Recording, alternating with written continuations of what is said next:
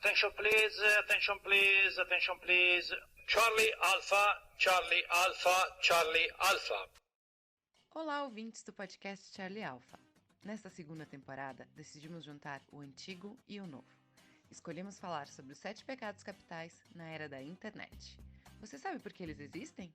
A intenção era de ensinar os cristãos o comportamento e as atitudes certas, isto é, aproximá-los dos 10 mandamentos através de uma política que proibia os vícios que causavam certos comportamentos e não a ação em si.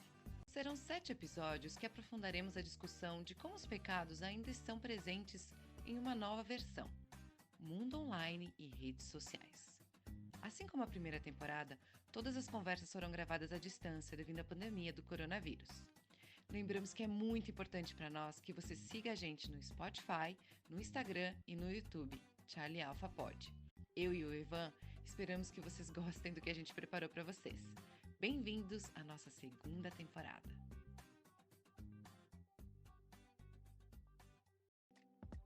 Olá, ouvintes do nosso podcast Charlie Alpha. Muito bem-vindos à nossa segunda temporada. Decidimos falar dos 7 pecados capitais na internet. Hoje, nosso primeiro episódio, nós falaremos de soberba, orgulho exagerado.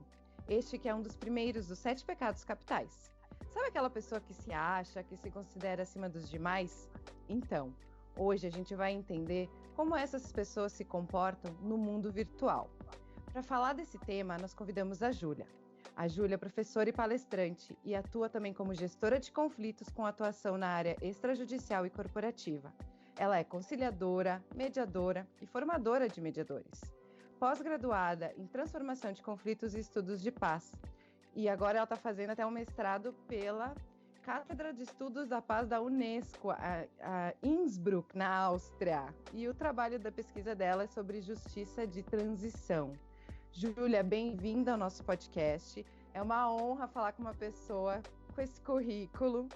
Já estou nervosa aqui, mas estou muito feliz de te ter aqui conosco. Então fala um pouquinho pra gente, Júlia, como é que tu chegou nesse assunto na tua carreira e como é que tá essa tua tese hoje que você está estudando e vem conversar com a gente um pouquinho hoje. Primeiro, muito obrigada pelo convite. É uma alegria estar aqui com vocês e conversar sobre esses temas que me tocam, né? E, bom, como que eu cheguei na transformação de conflitos e na mediação foi através do direito. Então, eu sou advogada de formação e na metade da graduação me via muito insatisfeita com o jeito como os conflitos eram tratados pelo judiciário. E encontrei na mediação um jeito mais humanizado de se olhar para as relações em conflito, especialmente, né? Entendendo os diferentes interesses que estão em jogo, as diferentes emoções que estão em jogo. E a partir daí eu conheci a transformação de conflitos, que é como se fosse o guarda-chuva do qual a mediação está incluída e faz parte.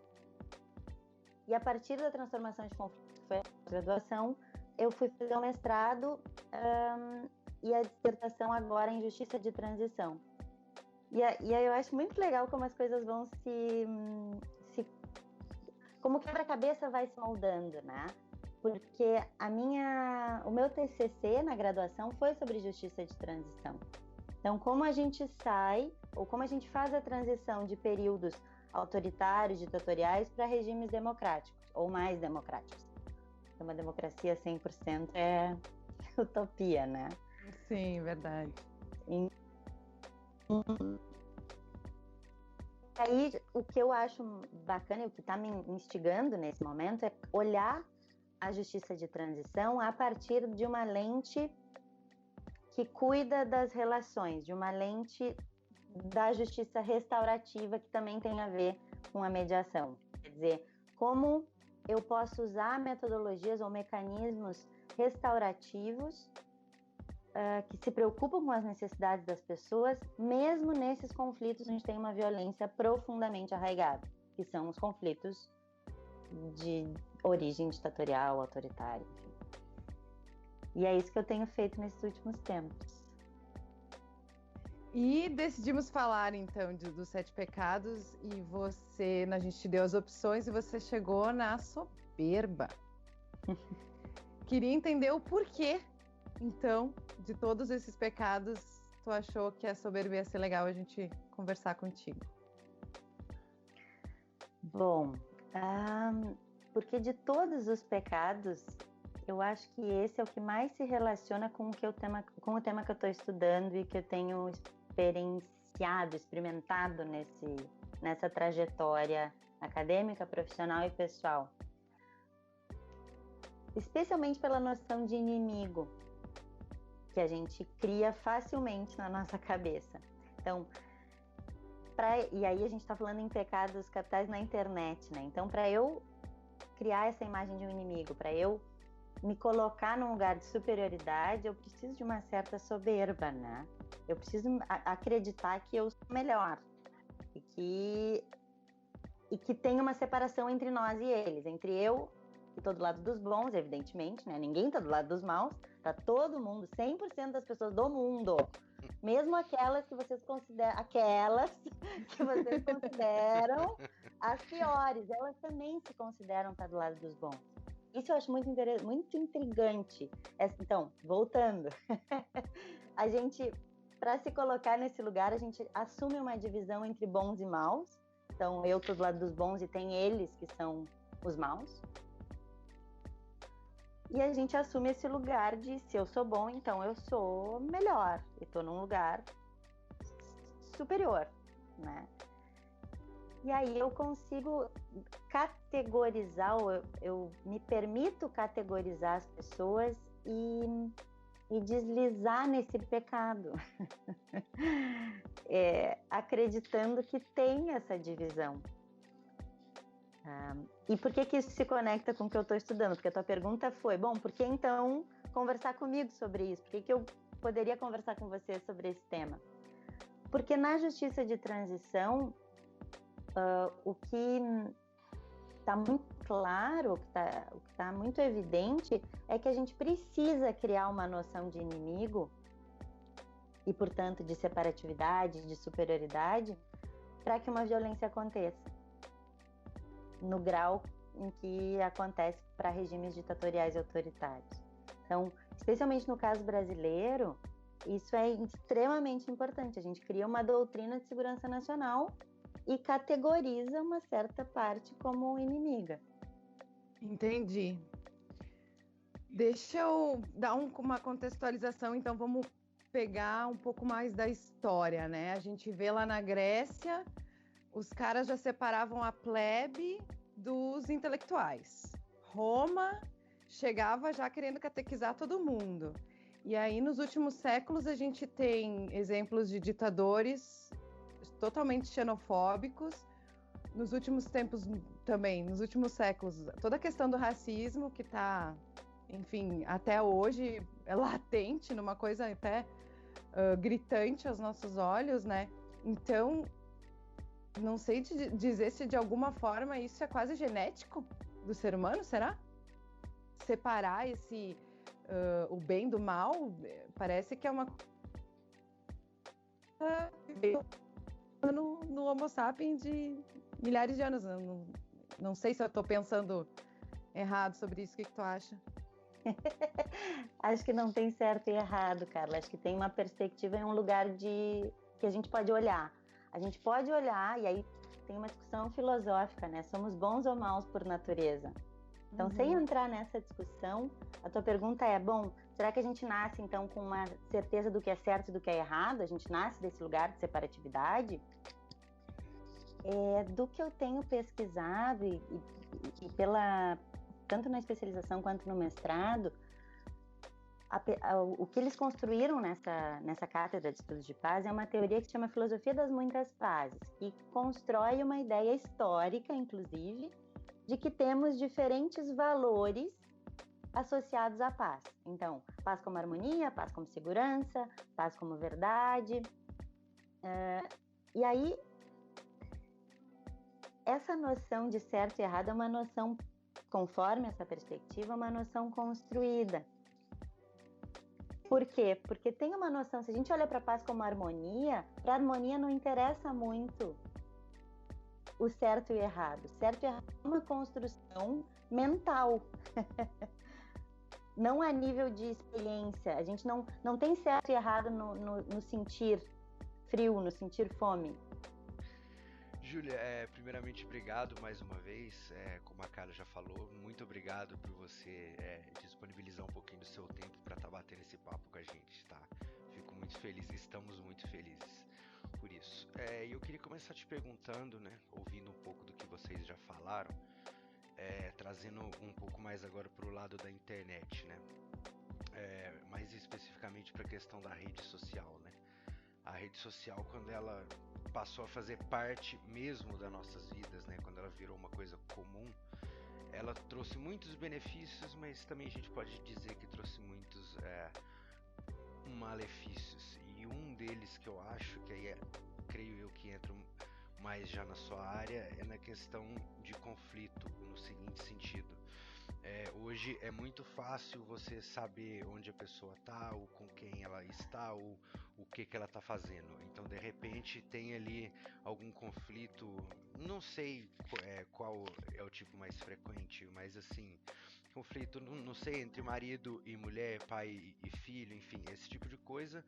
E a rede social, ela facilita muito você stalkear, né? Você tá em cima da pessoa, você tá procurando um motivo, vamos dizer assim, né? Para alimentar ali aquele ódio ou então pela questão da soberba em si, né? Que é muito fácil na internet você ser o sabichão, você ser uma coisa que você não é na vida real, né? Não ser bem daquele jeito. Eu queria saber o que você acha disso e se você, como você falou, né? É mais uma questão de ponto de vista. Então, qual que é a sua visão sobre o papel nas redes sociais nesse sentido, assim, dela facilitar muito, por mais que você não seja aquela pessoa que expõe muito da sua vida, a gente sabe que se você procurar, dá pra saber onde você tá, com quem você tá, e isso pode... O que você acha disso? Desse papel da internet, vamos dizer assim, como facilitadora para quem quer caçar encrenca? Vamos colocar assim. O que você acha disso? Adorei essa definição. É porque não tinha uma melhor, eu acho que... É porque eu nunca vi tanta encrenca na minha vida de uns anos pra cá, acho que por conta da rede social, né? Porque todo mundo sabe tudo, todo mundo entende tudo e ao mesmo tempo quando alguém tem um problema, seja entre família ou com cônjuge ou algo assim, parece que a rede social piora. Então, o que você tem a dizer sobre isso? Qual que é o seu ponto de vista? A primeira palavra que me veio enquanto você estava falando é de controle, né? Então, a internet facilita a nossa ideia de controle, ajuda a alimentar essa necessidade, porque é uma necessidade nossa, humana, de ter controle. Agora, por exemplo, durante a pandemia, que o nosso controle está escancaradamente falho, a gente não controla nada externamente, uma das coisas que nos ajudam a ter mais segurança e mais controle sobre a nossa vida é estabelecer uma rotina, por exemplo. Então, controle é um aspecto importante.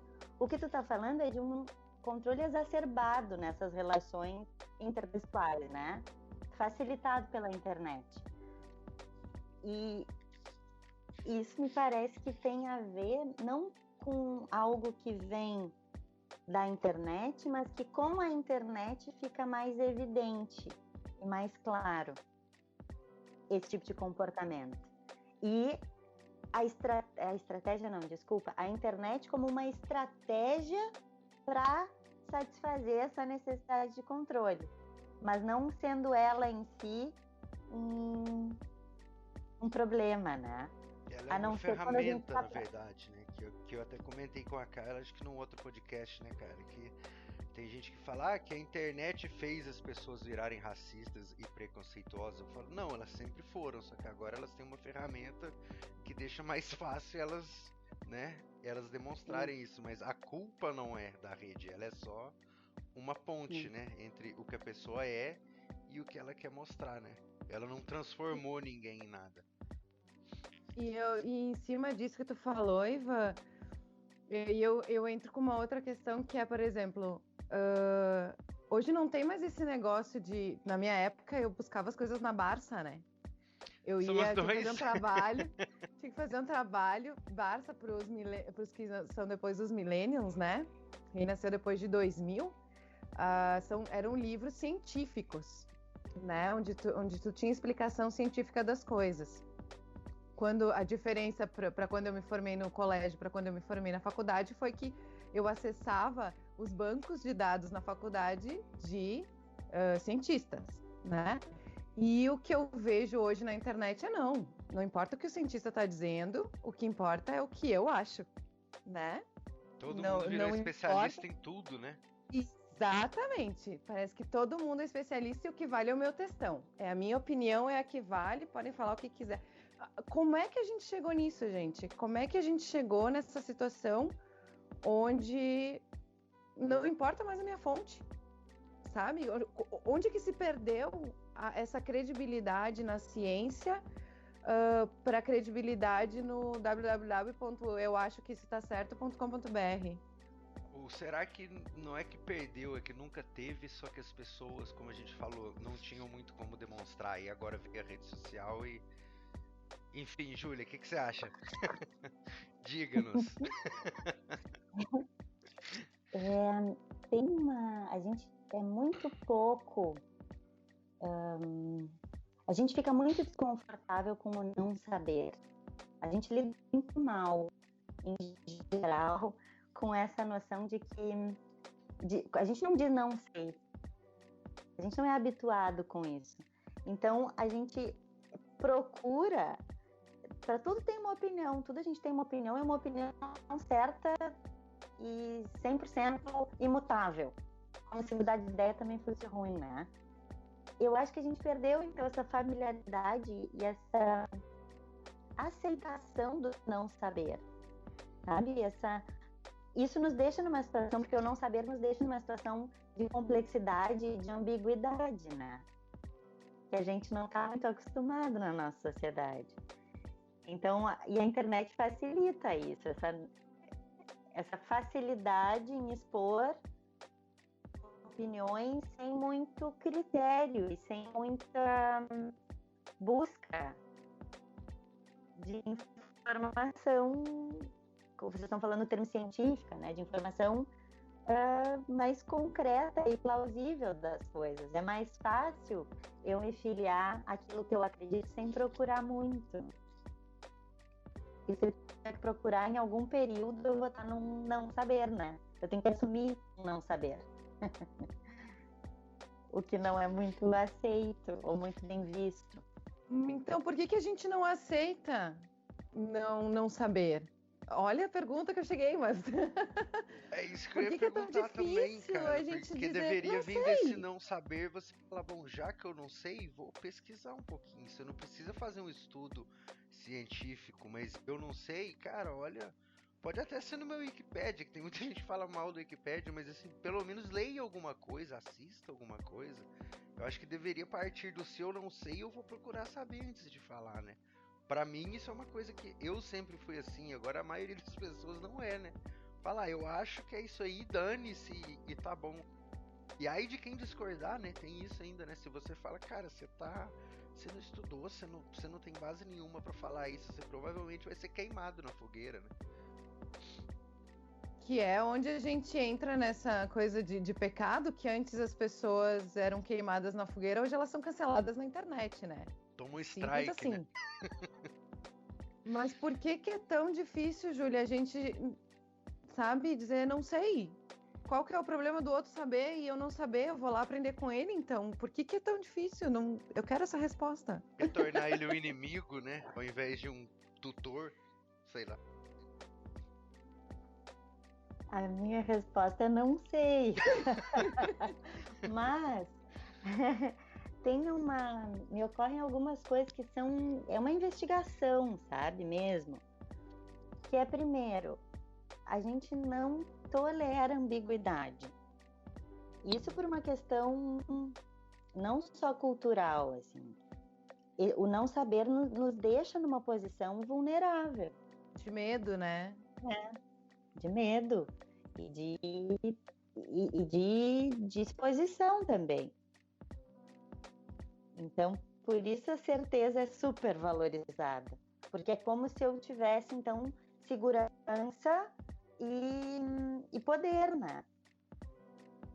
O não saber dá a falsa ideia de que eu sou impotente, quando na verdade o não saber é uma baita potência, porque é o não saber que nos leva à curiosidade, que nos leva a inventar coisas, inventar no melhor sentido da palavra, né?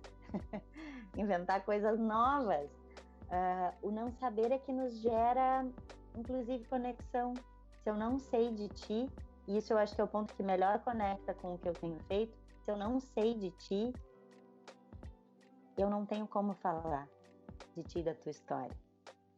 Eu aí posso me abrir para escutar o que tu viveste ou não viveste. É a tua trajetória. Antes de criar qualquer estereótipo na minha cabeça de como tu és ou não és. Então, esse não saber é uma baita potência que a gente não valoriza. Eu tô falando genericamente, né? Mas é o que eu tenho visto, assim, é pouco valorizado. Que é o que eu acho que se perdeu em algum momento da história, no sentido de que ao invés da gente ir atrás do não sei sobre você, vou aprender sobre você, eu não sei sobre você, então eu tenho medo de você, então vou me proteger de você, vou criar propaganda, vou atrás de uma pessoa que me dá uma solução contra você, né? E dessa forma eu te destruo. Que é o que a gente tem visto na história durante muito tempo, né?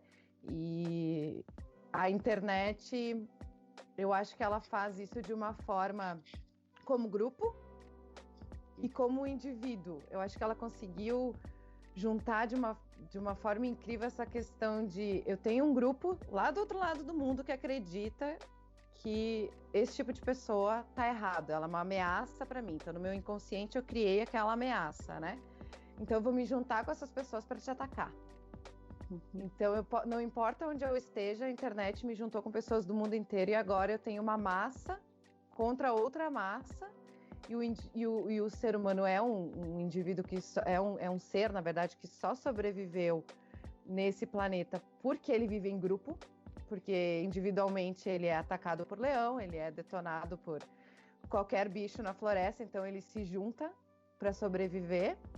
E aí a gente tem hoje, não sei quantos mil anos depois, uma ferramenta que faz o grupo de qualquer lugar da Terra se juntar e atacar outro grupo, independente das consequências disso. Acho que mais para o final a gente fala das consequências disso, mas eu acho que a gente chega também nessa conclusão de que eu não estando em grupo, eu não sou nada, mas de alguma forma o que eu tô falando lá tá registrado. Alguém tá vendo, né? Não sei se vocês entendem. Do tempo real também, né? Porque vamos pegar, por exemplo, aqui antes do Facebook, o que a gente tinha era o Orkut, ele não era em tempo real, então você ainda tinha aquela demora para a informação chegar, a gente não tinha um telefone na mão com o mundo na mão, então você tinha que chegar na sua casa, então podia estar todo mundo falando que a sua casa pegou fogo e você só ia saber quando você conseguisse sentar no computador, acessar e entrar. Hoje, se uma bomba explode no Iraque, chega aqui, ó, a notícia, todo mundo tá falando, ou alguém te liga e fala, cara, você tá bombando na internet por conta de uma coisa que você fez há 10 anos atrás. Eu acabei de ver e tô em Londres, por exemplo. Eu acho que o tempo real também ajuda, né? Você consegue juntar muita gente ali pra detonar alguém em tempo real. É só procurar e dar 15 minutos que vai aparecer. Pode ser que nem fale o seu idioma, que não more no seu país, mas o tempo real eu acho que facilita muito, né? Que você faz agora, o mundo inteiro já tá sabendo. Então isso até para convocar pessoas em prol de alguma coisa boa ou não. Porque antes você ainda tinha esse atraso, não tinha tanta informação vindo. E você tinha mais tempo para processar. Hoje tá tudo na sua cara o tempo inteiro. Tem horas que você acaba até se perdendo ali, né? Que é tanta coisa. Você falou, você viu isso? Eu falei, não vi. Não deu, porque tinha mais outras 15 coisas acontecendo, chegando no meu feed. Isso é muito bizarro pensar, né? Como há 10 anos atrás isso não... Eu acho que ninguém pensava que seria assim, né? E já falando nisso, vocês acham que a tendência é piorar, é melhorar ou ficar do jeito que tá? Com o tempo, assim, se a gente pudesse prever o futuro, vamos dizer assim. Vocês acham que piora? Vocês acham que vai ficar do jeito que tá? Ou pode ser que melhore com o tempo, quando as pessoas amadurecerem? Ou o que vocês acham? Júlia? Em relação ao quê? Em relação a essa impulsividade de ação-reação na internet? Essa impulsividade, essa questão de aquilo que a Carla também estava falando, de que hoje é muito fácil você não saber nada, então junta todo mundo que não sabe e vamos cair matando em cima daquela pessoa ali. Você acha que com o tempo pode ser que as pessoas, vamos dizer assim, se cansem disso? Ou você acha que tende a piorar porque daqui 10 anos... sei lá, eu acho que o celular ele já vai nascer junto com a gente, né? Porque do jeito que tá, eu acho que algum dia ele realmente vai ser parte mesmo do corpo, a gente vai acoplar ele na pele. Mas assim, é nesse sentido, você acha que a tendência, né? Pela sua experiência, pela sua área, você acha que ao longo do tempo isso vai piorando ou não? O que você prevê, vamos dizer assim?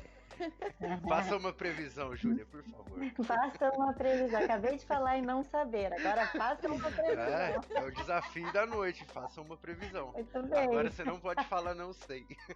Agora Vai não vai. juntar com dois malucos, né? Tá vendo?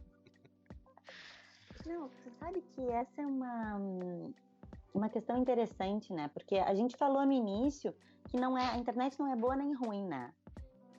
Então, acho que tem muito mais do uso que a gente faz e dos aprendizados que a gente vai tendo do que propriamente em relação à ferramenta. Então, acho que é uma coisa que a gente pode prever mais rapidez, mais ainda do que hoje. É uma tecnologia super avançada, daqui a pouco tempo. Então, celular no corpo, como tu falaste. Acho que isso sim a gente consegue hoje imaginar, né? Agora, se a gente vai fazer um bom uso disso tudo, eu não sei. Mas eu gosto de acreditar que sim. Porque se eu não acreditar que sim, é como se aquele pouquinho de não saber, o que eu valorizo, eu já nem valorize mais. Porque, bom, se as coisas vão estar ruins mesmo, por que eu vou investir energia no ser humano e nas relações? E é isso que eu faço. Eu, Júlia, falando realmente do que eu faço. Seria um pouco então, você ir contra você mesmo, né? Se você fizesse isso, você ia estar meio que se anulando, né? Exatamente. Então, eu acredito, realmente acredito nesse potencial que a gente tem de aprendizado e de sermos compassivos. Então, se eu tivesse que fazer alguma previsão, alguma aposta, seria de que a gente vai aprender a lidar melhor com essa ferramenta, de uma maneira que nos conecte com o que a gente tem de melhor enquanto seres humanos, e não com o que a gente tem de mais duro, ou mais violento, ou mais julgador. Então vamos torcer muito para isso acontecer, viu, Ju? Estaremos aqui na torcida, torcendo aqui. Porque a minha questão com o que a Júlia falou agora é, por exemplo, assim, eu não consigo olhar para trás na história e não ver conflito, né? Mas eu também acredito que o conflito é a forma que a gente encontrou de crescer. O conflito bem realizado, conflito de ideias. Né? Eu tenho uma ideia A, você tem uma ideia B, então vamos construir um C para que os dois saiam bem e evoluídos dessa situação. Mas eu olho para trás, eu não consigo ter esperança, sabe, no ser humano. Para mim é muito difícil. Só que, ao mesmo tempo, a gente construiu uma ferramenta nos últimos 30 anos que o impacto dela nas pessoas não pode ser comparado a nada, em momento nenhum da história. Então, para nós, a gente também está numa fase de mundo que, por mais que a gente olhe para a história para pegar os ensinamentos da história e tentar não repeti-los, a gente está trabalhando com coisas que a gente não tem noção do que podem fazer. A gente não tem noção do que uma inteligência artificial pode fazer. A gente, pessoas normais, dia a dia, sabe? A gente fala uma coisa, a gente está conversando aqui, o nosso algoritmo vai ler o que a gente está conversando, amanhã vai estar cheio de link de CNV na minha timeline, né? Comunicação não violenta, enfim, o que é fascismo. Desde que eu tô pesquisando tudo propaganda, isso, tá né? Tudo vai monte aparecer de coisa. Então a gente tá num limbo muito... a gente fala, Carla, eu tô num limbo muito... Até acho que foi por isso que eu decidi falar sobre os pecados capitais na internet, porque o que era passado, eu já entendi como aconteceu, com as ferramentas que eles tinham. Mas o que está acontecendo agora, né? Qual que é a consequência disso? Porque, tá, tudo bem, não... Antes o cara botava um filme na TV, fazia uma nação inteira acreditar que ela era superior à outra, e, consequência a isso, colocar milhares de pessoas dentro de uma câmara de gás. Antes, um cara chegava e precisava de dinheiro, tinha, sei lá, entrado em conflito com uma aldeia alheia, pegou uns caras lá para trabalhar para ele por dívida ou por guerra ou alguma coisa assim, e aquilo foi crescendo, o outro inventou um navio, caiu aqui, botou o prisioneiro do outro dentro do navio, levou para o outro lado do mundo e criou anos de escravidão. Mas hoje, a gente viu isso, a gente tem leis contra racismo, a gente tem campanhas contra o fascismo, a gente tem noção do que é uma ditadura, a gente passou por elas e não vamos esquecer que isso aconteceu, eu deixo isso bem claro como minha opinião pessoal, mas hoje... Antes não tinha tudo isso, e agora a gente tem uma ferramenta que me dá todas as informações, ou seja, se eu quiser acreditar que a democracia é a certa, eu vou achar pessoas ali, eu vou achar estudos ali, eu vou achar coisas que me ajudem a comprovar que a democracia é o melhor que a gente tem no momento. Mas o outro cara vai encontrar que a Terra é plana, e para ele isso é o certo. Então, nunca foi tão necessário, eu acho que para o ser humano, ter a autorresponsabilidade de buscar conhecimento e de entender o seu ponto de vista e, entre muitas aspas, a realidade. Fui longe demais, gente. Me ajudem aí. Não. Roma não tinha Wi-Fi, né? Bill não tinha 4G, né? Então talvez muita coisa podia ter deixado de acontecer se tivesse o tempo real para falar, olha, deu ruim, some todo mundo. Que nem você tava falando, né? Antes a gente ficava preso naquele instrumento de controle que era o rádio, e olhe lá, a televisão que era muito ruim e só quem tinha um poder aquisitivo considerável tinha, então quem dominava esses dois, dominava tudo. Não tinha isso de alguém tá ali e falar, olha, não é bem isso que estão falando. Tanto que a gente vê que hoje em dia tem muito descrédito pela imprensa tradicional por conta disso, né? Talvez não seja tudo verdade. A mídia fala A, tem outras 20 opiniões ali contrárias. C, D, E, F, G, H, então o pessoal fica, porra, né? Mas as pessoas não tinham isso antes, né? Então você tinha que concordar com aquilo que era exposto para você ou não. Hoje você tem tantas opções que você também chega a ficar meio perdido, né? A exemplo do nosso querido presidente, né? Ninguém sabe mais o que é certo, o que é errado. Ele fala uma coisa, o outro fala outra, o outro fala outra, o outro concorda com o outro e depois o outro fala que não, que errou e pede para sair. Aí você fica, quem tá certo e quem tá errado? Ou será que eu sou burro? Né? Porque tá difícil. Júlia, nos ilumine, por favor. Tá difícil, gente.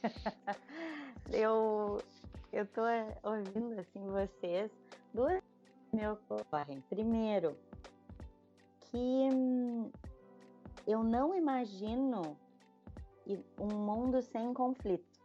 Não tem. A gente é inerente às nossas relações ter conflito. Ponto 1.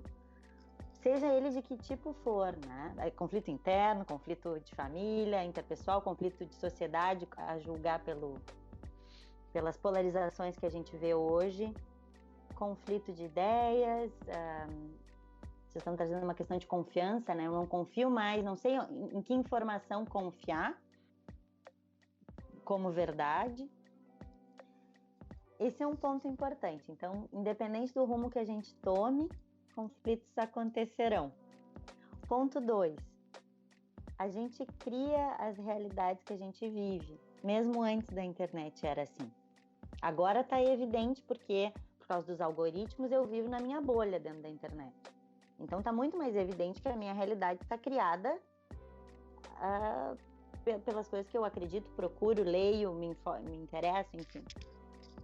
Mas isso é uma verdade também no mundo fora da internet. E aí está conectado com o que a gente estava falando antes, com a pergunta que vocês fizeram. Somos bons ou somos ruins? Como é que a gente ilumina isso tudo? Como é que a gente enxerga isso tudo?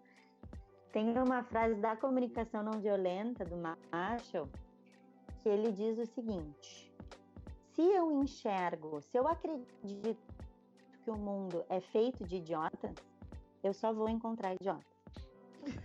Gostei. E é verdade. Excelente essa frase. Excelente. Se eu acreditar que o mundo ele é feito de pessoas boas, ou de bondade, ou de pessoas compassivas, ou no mínimo de que as pessoas estão querendo ser felizes, então eu vou encontrar com pessoas que estão querendo ser felizes. O que isso significa? Que a bondade das pessoas, ou que a maldade não está nas pessoas em si, está no meu olhar, está em como eu enxergo o que as pessoas estão fazendo.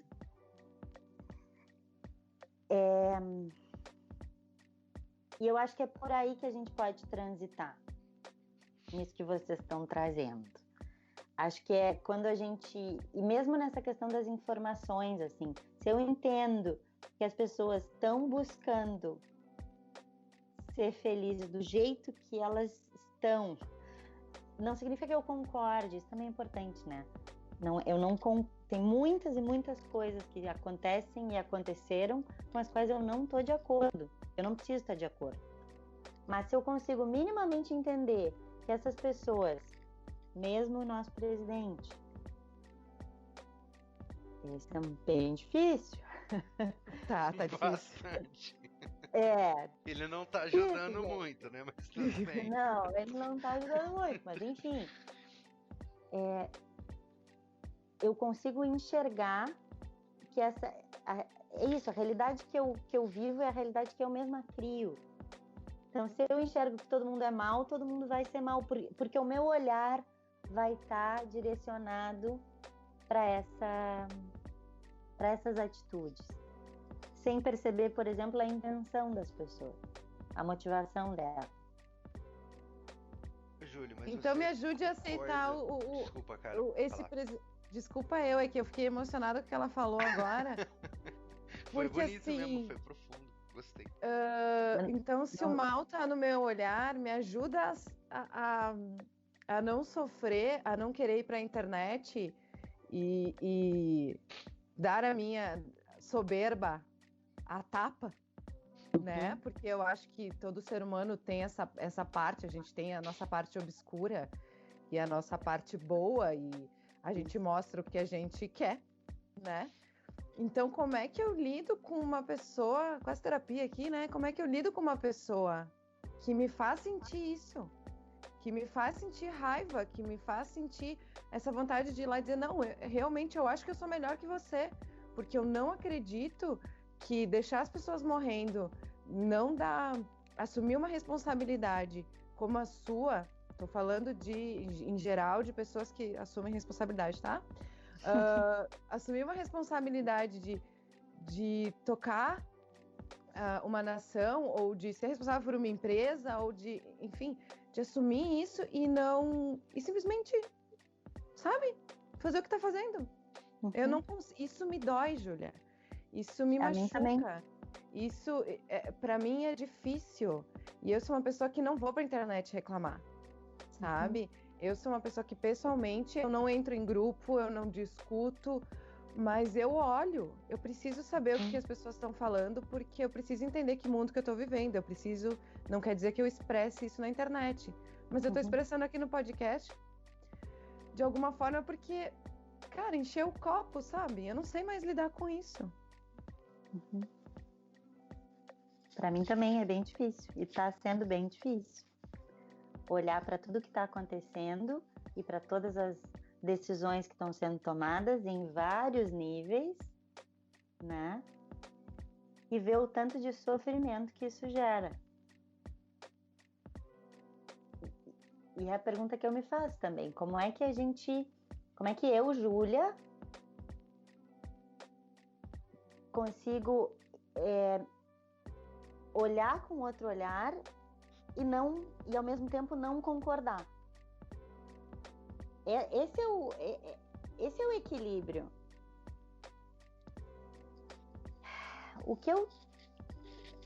E eu só posso falar que eu ainda não cheguei lá com relação ao que nós estamos falando. Mas enfim, o que eu tenho exercitado, e aí eu acho que esse é o primeiro ponto, é exercício. Não é que de uma hora para outra tudo vira flores na vida, não é isso. Mas é um exercício de pensar quais são as necessidades, olhando para a CNV, para a comunicação não violenta, quais são as necessidades que essas pessoas com as quais eu não concordo estão buscando atender. Porque eu não concordo com a estratégia que está sendo usada. Mas em termos de necessidade, eu consigo me conectar. O que eu estou entendendo por necessidade? São necessidades humanas universais. Universais por quê? Porque todos nós, seres humanos desta terra, temos as mesmas necessidades.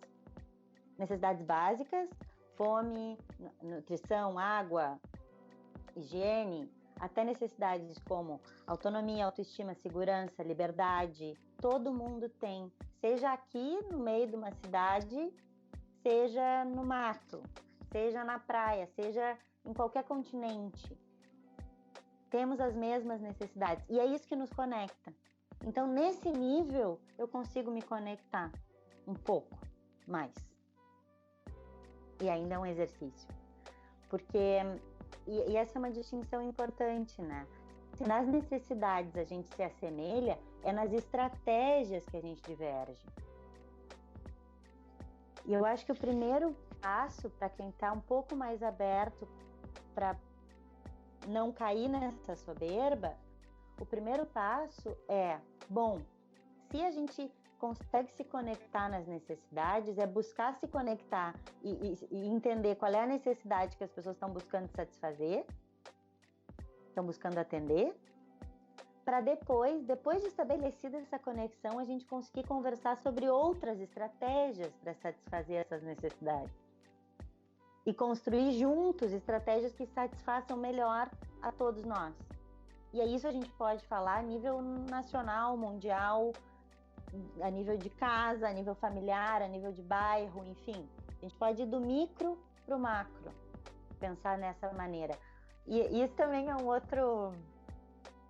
uma outra conclusão interessante, né? A gente nunca conversa com uma empresa, a gente nunca conversa com um país, a gente nunca conversa com uma família. A gente conversa com a Júlia, a gente conversa com o João, que é o presidente da empresa, a gente conversa com o Luiz, que é presidente do país, a gente conversa com as pessoas. E quando elas não querem ouvir? O que a gente faz quando elas não querem ouvir? Porque eu entro nisso no sentido assim... Mas é isso que eu queria entrar, porque, por exemplo, vamos supor que eu tô lá num grupo da internet, né? E o cara entra com o usuário, sei lá, Joãozinho da esquina 14. E tu não tem nem como responder pro Joãozinho da esquina 14. Oi, Joãozinho, vamos conversar? Você está disposto a me escutar? Não. Ele inventou, é um fake. Ele vai lá e põe a opinião dele, ele não quer nem escutar o que eu tô querendo dizer de volta, ele não tá aberto para isso. Então, tem grupos aí na internet que são grupos de estou falando aqui para todos comigo mesmo. Sim. eu mudaria aí a nossa estratégia. Ao invés de tentar conversar com quem não está se apresentando, tem muitas pessoas com as quais a gente não concorda e que se apresentam. E com essas é mais difícil. Por exemplo, e aí falo da minha experiência durante as eleições. Eu decidi que eu não entraria numa conversa antes de ter certeza que eu estaria disposta a escutar. E aí eu tive poucas conversas durante aquele período. Com pessoas, claro, com as pessoas com as quais eu realmente discordava. Porque não é sempre que a gente tem a disposição, e ainda mais quando são questões que mexem muito conosco. Aí a nossa disposição de escutar, porque toca em lugares muito fundos, a nossa disposição de escutar diminui. Então, eu acho que a gente pode... Eu não sei se era bem essa a resposta que tu queria, mas eu acho que a gente pode inverter um pouco esse olhar, sabe? E conversar com as pessoas que, assim como nós, se apresentam. Ótimo, adorei isso. Amei essa tua estratégia e com certeza vou segui-la e vou Vai começar a testá-la. praticar, cara? Vou. Quero conversar com pessoas que querem conversar e que não sejam da minha bolha. É isso, Carla. Quero conversar e conversar mesmo, porque conversar pressupõe escuta dos dois lados. Então, isso é outra coisa interessante, né? Se eu entro numa conversa para convencer alguém de alguma coisa, isso não é uma conversa. Exatamente. Diálogo pressupõe, de novo, o não saber. Eu não sei onde eu vou chegar aqui. Eu não sei. Mas eu tô com essa pessoa e a gente vai conversar num nível em que eu também tô disposta a escutar. E me conectar nesse nível de necessidades para, quem sabe, a gente poder conversar depois sobre as estratégias. E necessariamente vai ser em 15 minutos, né? Não cair naquele monólogo também, né? Onde uma pessoa fica 40 minutos falando e a outra fica com cara de cachorro olhando assim. Aí você acaba, e aí, eu falei 1 hora. Tá. Aí você fala, nossa, eu perdi 40 minutos da minha vida, né? Porque a pessoa, ou ela não escutou, ou entrou por um ouvido do outro, ou ela fala, poxa, mas eu fiquei aqui 40 minutos conversando, expondo a minha ideia, e você não tem absolutamente nada pra me falar, assim, nem pra discordar, nem pra nada. Eu fiquei 40 minutos falando sem parar. Né? Até porque você não quis falar nada e você não tem nada pra falar que sim ou que não, sabe? É uma coisa. Eu vejo muito isso, as pessoas, assim, como diz uma tia minha, a conversa de um lado só. Só um fala, os outros todos escutam e ninguém tem. Não sei se tem ou não fala, ou realmente não tem, mas é uma coisa meio assustadora isso, né? Você vê que existem relações de anos e anos onde só um fala, o outro escuta e ele parece que é um ser meio inanimado ali, né? Que só escuta e não opina e não acha e não desacha e não discorda e nem concorda. Ele só tá sendo arrastado ali, né? A alma dele tá... É muito estranho. Mas isso. tá tudo bem se você não quer falar. Não, né? sim, Aquela pessoa, não, se né? você não quer falar, sim, mas quando você se propõe a vamos conversar, vamos dialogar, sim, e só eu falo, ou só você fala, que isso eu tô falando em uma situação, não é que você chega e começa a falar em cima da pessoa, é numa situação de, vamos trocar uma ideia, vamos, beleza, só que aí só um troca ideia, fala, poxa, então pra que você falou, né? A intenção é vamos conversar, vamos, mas só um fala. Então não é conversa, então não é diálogo. Se você propõe, Carla, vamos falar, sabe, Júlia, vamos falar, vamos. Se só um aqui fica uma conversa, então eu acho muito estranho quando a pessoa, é o que a Carla falou, se a pessoa não quer conversar uma coisa. Agora, se ela se propõe a fazer e não faz, é meio assim, pô, você me fez perder um tempo precioso da minha vida, né? Porque, me escuta. Poxa, me escutou, né? Falei, conversado com o meu doguinho teria sido melhor, né? Podia estar lá. Isso é um exercício interessante, né? Talvez antes de começar esses diálogos, acertar que, especialmente os diálogos e as conversas difíceis, né? Acertar que está todo mundo disposto a ficar um pouco nesse lugar de incerteza e a conversar, trocar mesmo.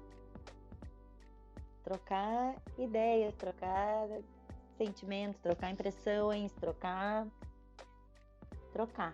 A própria expressão já diz, né, Júlia? Trocar ideia, vamos trocar ideia, né? Não é fala que eu te escuto, né? Não, vamos trocar ideias, vamos compartilhar. Sim. Você coloca seu lado, eu coloco o meu.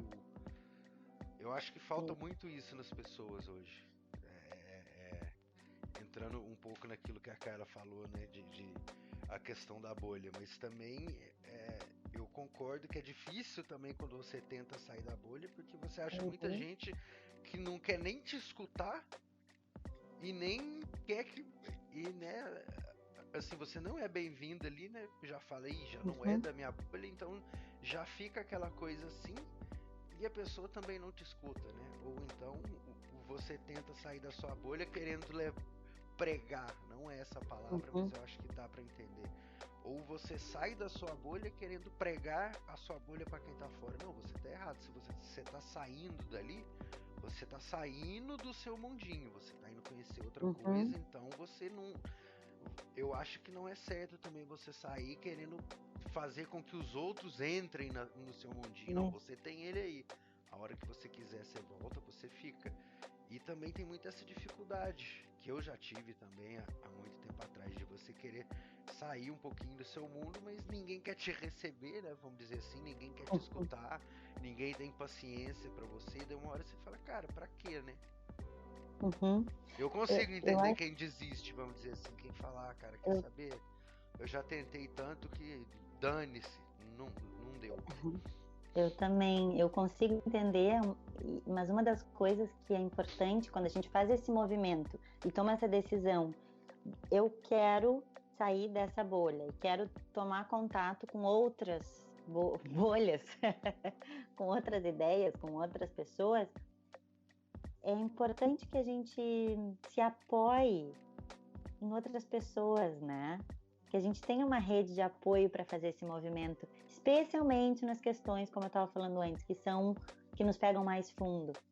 Sem rede de apoio é muito difícil, porque a gente fica muito exposto e vulnerável. E dói, porque abala todas as certezas que a gente acha que tem. Então, Caminhar sozinho, né? Já dizia aquela música, né? É muito difícil. Exatamente. Só você levando na cara e só você, não, né? Eu acho que nem tem como. Para esse Uma hora tipo que de a pessoa não movimento, aguenta, né? Ou ela desiste ou ela volta pra trás, porque ela fala, cara, não dá, chega, não dá. é demais pra mim. Isso. Então, acho que ter esse... É como sair a explorar um novo território e depois voltar para se nutrir de novo, sabe? Para ter força para no outro dia respirar conseguir explorar de novo. Né? Descansar, respirar. Isso. Então, rede de apoio para quem está disposto a fazer esse tipo de movimento. E eu vejo cada vez mais pessoas dispostas. Acreditem. É preciso ter rede, gente. É preciso ter apoio. Bom, eu acho que nós com esse podcast agora e depois desse episódio inteiro aqui, a gente vai ter que abrir nossa rede para uma rede de apoio. Isso. Ser uma, né? Isso. Se você não concorda com a gente, não tem problema. Só quando você for botar o seu comentário, seja gentil conosco. Não seja um troglodita, né? A gente não mora em caverna mais. Vamos tentar ser civilizado um pouquinho. Ou fingir que é também, né? É melhor do que não ser. Até eu anotei uma coisinha aqui que eu queria falar antes de a gente pedir umas dicas finais para Júlia, que assim, existe uma diferença entre liberdade de expressão e injúria, né? Hoje em dia a gente tem leis, a internet, eu vou ler uma pesquisa rapidinha para vocês.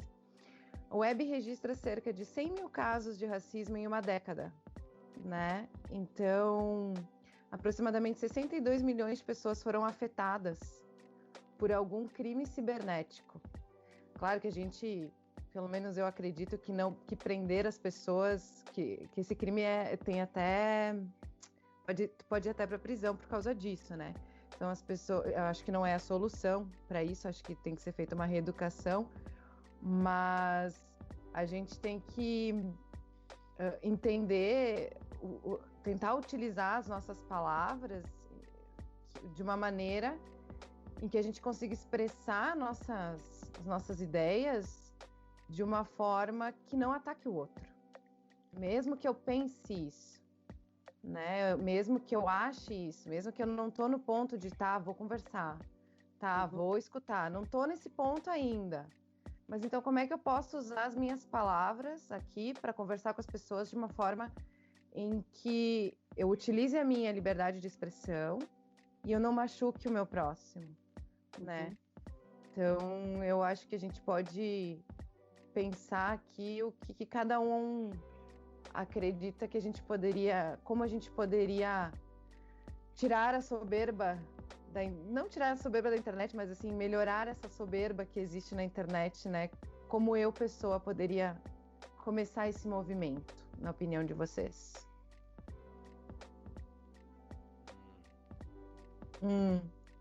Começa a Juju, então. Como que a gente pode começar esse movimento na internet?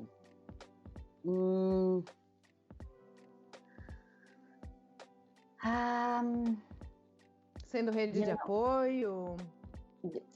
Talvez, sim, não sei. De não ter tanta soberba, é isso? Essa é a pergunta? É. Ai, que difícil. Bomba, né, Júlia? Olha, vou te dizer, me convidam e aí vem com as suas perguntas. Não, tô brincando. Bom, eu acho que sim, acho que sendo rede é um ponto importante. E outro ponto importante é saber que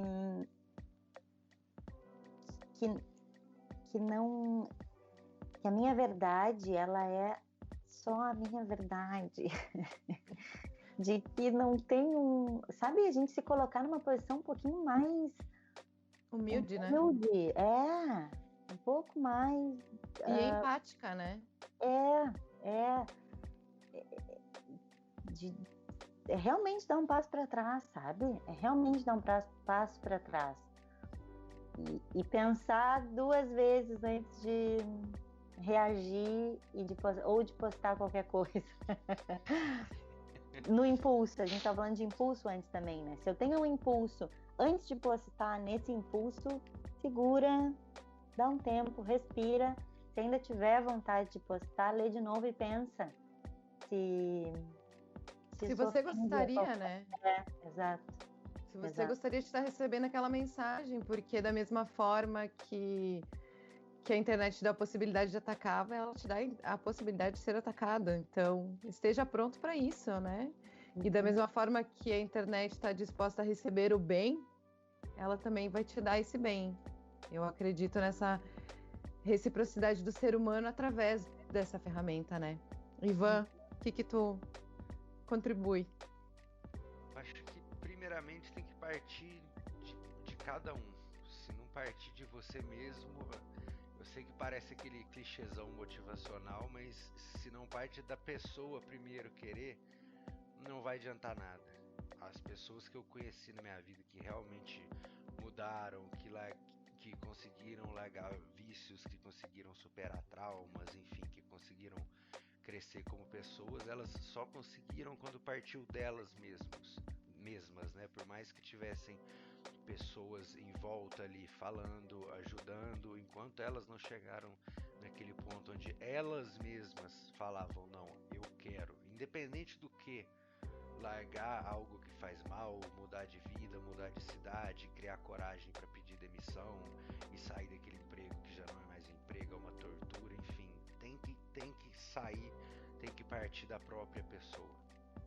Eu já conheci pessoa que largou droga, que largou relacionamento extremamente abusivo, já conheci gente que superou trauma, que achou que nunca ia, porque partiu dela. Depois de muito tempo, ela mesma falou: eu não quero, eu não aceito, ou eu quero e eu preciso mudar.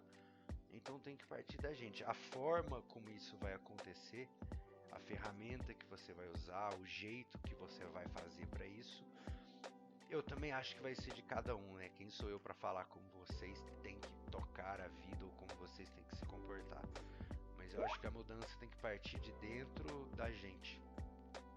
Não adianta querer uma fórmula mágica. Tem um vídeo que eu tava até vendo ontem, comentando com uma amiga minha, que ele causou um pouco de controvérsia, mas é um cara, se eu não me engano, ele é inglês, e uma menina fica perguntando pra ele, né? Mas o que a gente vai fazer sobre aquecimento global, sobre as mazelas do mundo? E o cara responde o seguinte: minha filha, se você não arruma nem o seu quarto e não lava nenhum prato, como é que você quer mudar o mundo? E isso gerou um pouco de controvérsia na época, porque tinha gente falando que o cara foi grosso. E a menina realmente, ele: não, eu entendo perfeitamente que você está preocupado com o mundo, mas você arruma seu quarto? Se nem isso você é capaz de fazer, sabe? Se nem isso, como é que você quer mudar as mazelas do mundo e ajudar os coitadinhos que estão ali sofrendo, se você não cuida nem de si mesmo, nem da sua responsabilidade, que é arrumar uma cama e passar uma vassoura no chão? Aí você quer vir aqui num programa de TV falar que está preocupado com o mundo? Então é isso, começa de dentro. E como fazer isso, espero que cada pessoa encontre a melhor maneira, né? Mas se não partir de você mesmo, ninguém não vai partir de ninguém, não adianta. É isso. Verdade, Ivan.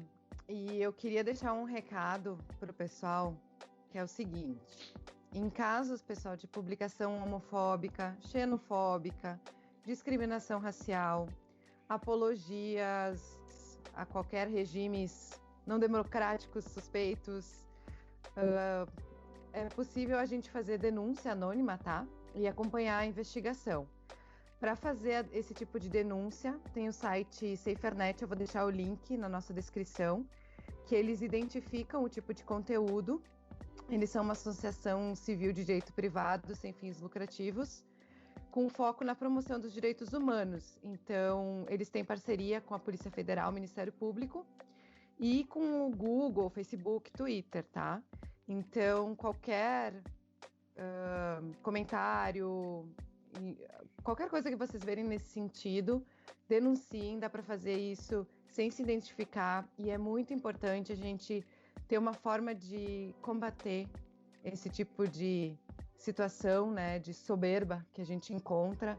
Eu acho que não também começar pela gente, denunciando também, mostrando não que aquilo está acontecendo, né, para os órgãos públicos, porque eles têm o poder hoje da forma que eles têm na lei, né, de nos ajudar a evitar esse tipo de coisa e a salvar vidas, tá? Porque a gente sabe que, dependendo dos comentários, as consequências podem ser muito tristes, então vamos fazer a nossa parte nesse sentido.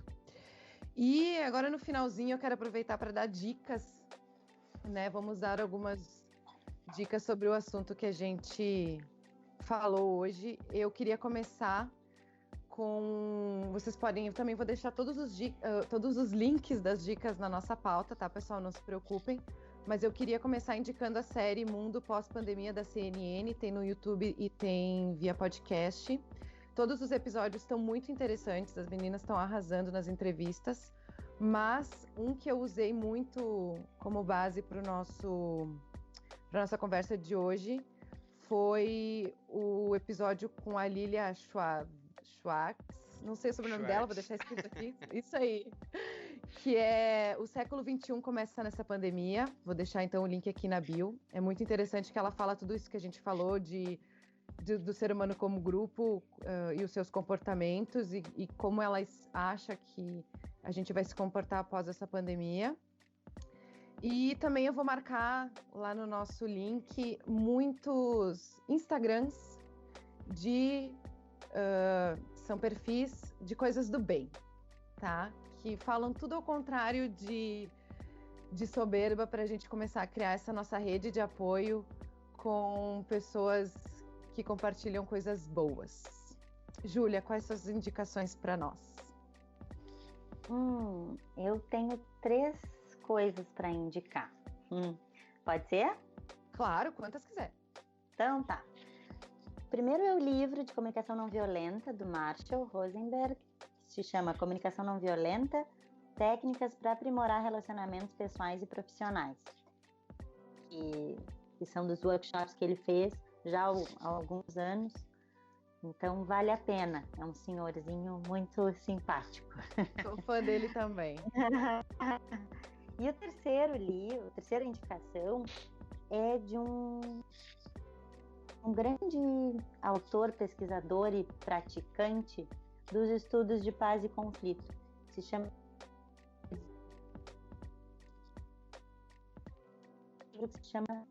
Moral, Arte e Alma da Construção da Paz, que é uma Júlia,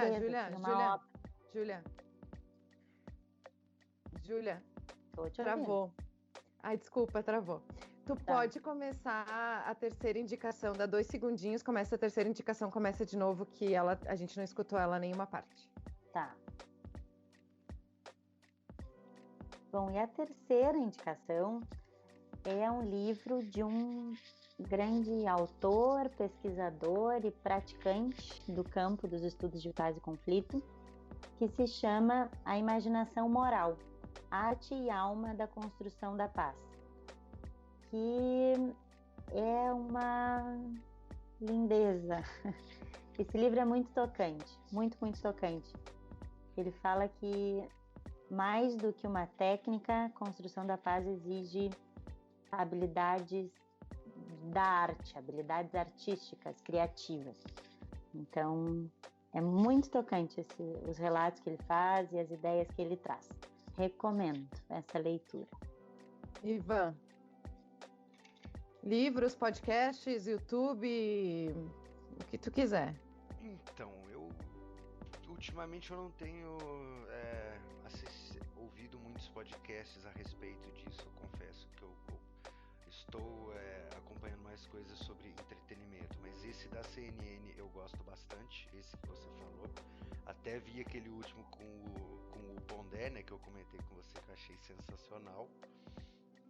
E eu não tenho mesmo, infelizmente, eu não tenho, acho que eu tô vendo muito entretenimento, acho que pra dar uma parada mesmo, porque eu tava demais, assim, eu tava vendo muita, sabe quando você dá uma saturada, eu falei, não, chega, por um tempo eu vou parar, porque eu tava começando a ver notícia logo cedo, no almoço eu já queria morrer, então tava uma coisa bem assim, eu falei, eu vou ficar fora mesmo disso um tempo, porque não tenho, assim, não me vem à cabeça agora algo que vá contribuir pra esse assunto, assim, eu tô mais no entretenimento esses dias. Mas o da CNN, sim, eu recomendo muito. As meninas estão dando um show e os entrevistados também. Eles estão sendo Isso muito aí, felizes. gente. É, né? Eles estão incríveis. No começo eu não gostei daquele primeiro formato que eles estavam fazendo, que o mediador acabava que ele brigava, né? Eu acho que ele devia chamar brigador, né? Que ele ficava brigando com os entrevistados. Não deu muito certo. Agora, aquele formato novo com as meninas e com os convidados, e cada um tem seu tempo pra falar e não tem um cara se metendo no meio. O formato tá sensacional. Tá muito bacana. Bom, pessoal, eu quero também deixar as redes sociais da Júlia. Ela tem um trabalho muito legal para vocês conhecerem. Ela fala muito disso na internet também, né? Nessa ferramenta maravilhosa. Júlia, passa tuas redes para o pessoal te conhecer, te seguir e aprender com você. Bom, vai ser um prazer seguir ideias por lá também. Vai ser um prazer seguir trocando ideias por lá também. O meu Instagram é jfreitas.justiçaemmovimento. Eu vou deixar os contatos, então, também da Júlia, tá, gente, no post do Instagram. Eu fiquei muito feliz com essa nossa conversa. Eu acho que é o começo de uma conversa. Acredito que o que a gente conversou hoje vai reverberar aí entre algumas pessoas. E então, pessoal, comentem lá no nosso Instagram, mandem e-mail pra gente no charliealphapod@gmail.com. Passem esse podcast para quem vocês acham que ainda não está num ponto que possa... Que talvez precise desse tipo de conversa, ouvir que não está sozinho, né? Porque todos nós temos algumas agonias e as comuns a gente tenta dividir e compartilhar. Aquela indiretinha com manéria sua soberba, né, amigo? Ó, tem um programinha legal para você escutar, tá? Não queria falar nada, não. Dependendo da pessoa, não vai entender. Dependendo da pessoa, não vai entender. Ó, daí a gente volta a sua parte, você tá fazendo. Se a pessoa não entendeu, é paciência. O seu você fez, né? Ô, Júlia, muito obrigado também. Queria te agradecer mais uma vez pela participação. Prometo que eu não vou te pedir mais previsões, tá? Essa foi a última vez que eu gostei. Espero que ela se concretize. Vamos torcer pra dar... por favor, hein, gente? Nada de começar a encher o saco dela pedindo previsões. Isso aí foi uma única vez, foi exclusivo aqui e já encerrou aqui. Brincadeiras à parte, muito obrigado mesmo, tá? Foi um prazer. Aprendemos muito com você, espero que você tenha gostado. E você ainda voltará. Não para dar previsões, mas a gente ainda vai conversar mais algumas outras vezes. Muito obrigado, espero que vocês que estão aí ouvindo. Oi, pode falar. Imenso prazer. Muito obrigado pelo convite. Foi uma alegria mesmo. E que a gente se encontre ainda, tomara que sim. Iremos, não tenha dúvidas, tá? A quem tá ouvindo também, muito obrigado mais uma vez. Dúvidas, dicas, reclamações. Reclamação, se possível, não, né? Deixa no comentário pra gente, tá? E vamos refletir um pouquinho sobre tudo que a gente conversou hoje. Parar pra pensar, quem teve paciência aí pra ouvir até o final. Parar pra refletir um pouquinho, porque com certeza cada um pode tirar que seja uma coisinha de bom do que a gente conversou hoje. Pelo menos uma, não precisa ser 10. Mas pelo menos uma, duas coisinhas aí, depois que esse programa acabar, para e pensa um pouquinho, toma uma água, respira, que com certeza você vai absorver alguma coisa muito boa disso. A gente que tá fazendo isso agora, eu já tô pensando um monte de coisa. A Carla, pela cara dela, também já dá pra ver que ela já tá matutando ali. Hã? A Júlia tem esse poder sobre mim. A Júlia, ela vem com umas frases que ela acaba com o meu mundo, assim. Eu vejo até o seu semblante muda, assim, você fica, meu Deus. E eu refaço 1000 coisas na minha mente e na minha vida, e eu refaço muitos pensamentos e revejo muita coisa que eu tô fazendo, então eu sou muito suspeita mesmo, Ivan, tu tens razão. Obrigada, até terapeuta, pessoal. Hein, Júlia? Oxi, aí gostei de ver. Faz previsão, é terapeuta, você é completa mesmo. Eu amo. Obrigada, pessoal. Obrigado, gente. Fiquem ligados nas nossas redes que tem muitos mais pecados pra gente descobrir o que tá acontecendo com eles na internet. Bastante. Um grande beijo e até o próximo episódio. Valeu, gente.